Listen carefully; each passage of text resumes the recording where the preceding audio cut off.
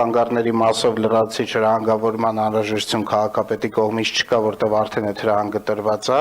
եւ ասեմ, որ նախկինում մի կազմակերպության հետ համագործակցություն է կնքվել շատ վաղուց, որ որոշակի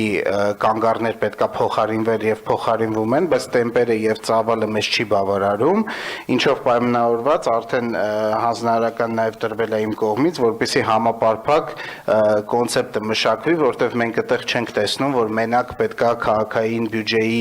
միջոցներով մենք հնարավոր լինի բոլոր կանգառասրահները փոխարինել, որտեղ դուք խնդիրը ճիշտ եք բարձրաձայնում, բայց միակ խնդիրը ինչի, որ եղած կանգառասրահները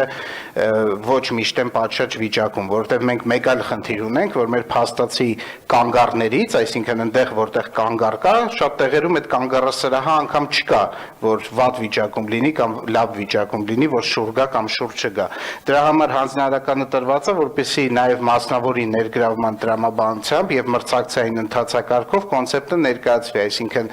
ոնց պետքա ներգրավի մասնավորը, որ համ կանգառասրահները massայական տեղադրվեն, համ սպասարկվեն, որտեղ բացառապես քաղաքապետարանի բյուջեով բոլոր տեղերում դնել կանգառասրահ, դա սպասարկել, ներկել, մաքրություն ապահովել եւ այլ, դա բավականին մեծ բեռ է, որը այս պահին բյուջեով չի նախատեսվում իրականացնել։ Այդ կոնցեպտը հենց պատրաստ կլինի, կարծում եմ մոտարապես մի 2 շաբաթվա ընթացքում պատրաստ կլինի, պատրաստական եմ նաև աշխատանքային կարգով ձեզ հետ քննարկել, ձեր դիտարկումները լսել, ինչպես եւ արվել է բազմաթիվ հարցերով։